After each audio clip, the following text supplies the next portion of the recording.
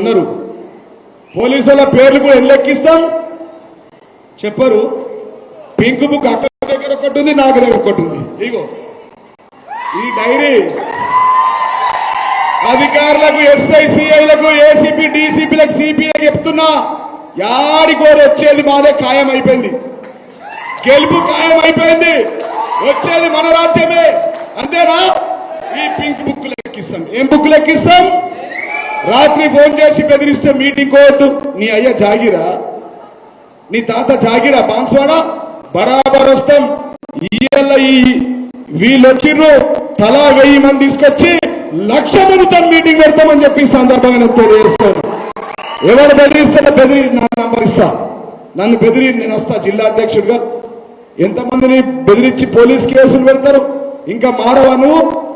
నేను చెప్తా ఉన్నా, ఆయన పులి కాదు, తినమరిగిన గండు వెళ్ళి అని చెప్పి సందర్భంగా నేను తెలియజేస్తా ఉన్నా. పులి కాదు, భయపడకండి, తినమరిగిన గండు విల్లి. గండు విల్లి అంటే తెలుసు కదా, పార్టీలు మారే ఊసర వెళ్ళి ఈ పోచారం అని చెప్పి సందర్భంగా నేను తెలియజేస్తా ఉన్నా. అంతేనా? గుడి కోసం వెంకటేశ్వర స్వామి గుడి కోసం కూడా భూమి తీసుకున్నాడు. దేవుడు చూడడా మీదికెంచి? చూస్తాడా చూడడా?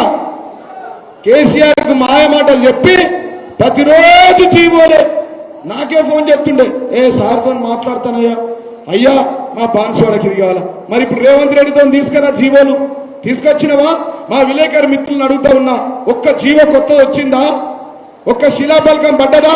అన్ని పాత శిలాపలకలకి కళలు వేసుకుంటా కొబ్బరికాయలు కొడుతుంది. ఏ శిలాపలకాలు పట్టే అవి కేసీఆర్ ఇచ్చినాయి. అంతేనా కాదా? మనేనా?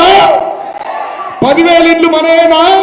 వెంకటేశ్వర స్వామికి ఇచ్చిన 500 ఎకరాలు మనవేనా? మన ప్రభుత్వం.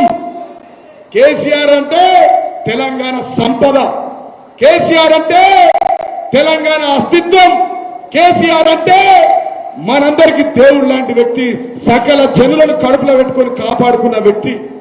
కాబట్టి ఈ సమయంలో ఆయన వెంట ఉండి మళ్ళీ సారే కావాలి, కారే కావాలి, కేసీఆర్ కావాలని, సారే గెలవాలి, కేసీఆర్ రావాలి, కేసీఆర్ గెలవాలని చెప్పి మరొకసారి మీరంతా ఈ సమయంలో గ్రామ గ్రామాన జెండా పండుగ చేసుకొని, జెండా కట్టెల కలలు వేసుకొని, ఊర్లలో వాల్ రైటింగ్ రాసుకొని బండ్లెక్కి ఉదయం 9 గంటలకు బయలుదేరా. ముందట పోయినాడు సిపాయి, వెనకకు అయ్యో ఇరుక్కపోయినామంటే కుదరదు. లక్షలాది మంది రాబోతూ ఉన్నారు. సారే రావాలి, కారే కావాలి, కేసీఆరే గెలవాలని చెప్పి బోర్డులు పెట్టుకొని, అంతేనా? 9 గంటలకు బయలుదేరాల బుక్కెడు పువ్వు మళ్ళా సర్ది కట్టుకొని వెళ్ళాలి. ఖాళీ మీటింగ్ చూస్తే చక్కెర తిరిగి పడిపోవాలా. రాహుల్ గాంధీ కాళేశ్వరం రావాలా, రేవంత్ రెడ్డి అడ్డం పడాలా. నాకు పాలన వద్దు, నాకు మనం అడేసింది కదా, పైసలు వద్దు, నాకేమొద్దు, నా జీతం ఇస్తా, పైసలు వచ్చినాయి కూడా ఇస్తా, మీరే పరిపాలన. మరి నువ్వెందుకు పీకనీక ముఖ్యమంత్రి అయింది ఎందుకయ్యా అని ఈ సందర్భంగా నేను అడుగుతా ఉన్నా ఈ రాష్ట్ర ముఖ్యమంత్రి కూడా. ఇక చాలు, ఇంకా అక్క కూడా మాట్లాడుతుంది, గోవన్న కూడా మాట్లాడతాడు. కాబట్టి ఈ బాన్స్వాడ బకాసుడైనటువంటి పోచారం శ్రీనివాసరెడ్డి గారిని పంచె ఊడదీసి బాన్స్వాడ నుంచి హైదరాబాద్ కొంత అటవీకాలిగా మళ్ళా రావద్దు. ఈయన కొడుకుంటాడు, కొడుకు తర్వాత 2వ కొడుకు వస్తాడు, 2వ తర్వాత 3వ కొడుకు వస్తాడు. ఏం రాజరికమా ఇది? మనం బానిసలమా?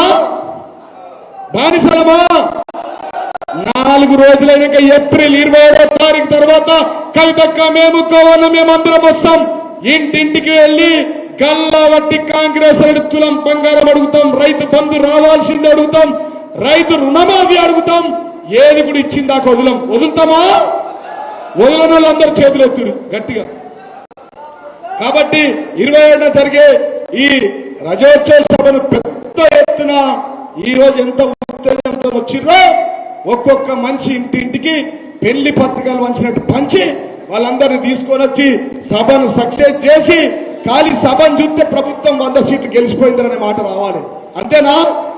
ప్రతి ఒక్క కాంగ్రెస్ వాడు అడ్డం పడాలి, పోలీసులలో మార్పు రావాలి, ఎంఆర్ఓ ఆర్టీఓ గులాబీ కండు అని చూస్తే సెల్యూట్ కొట్టాలి. అబ్బా వచ్చేది మీవరా నాయన వద్దని మెల్ల. నాకు ఇప్పటికే అర్థమైంది. నిన్న మొన్న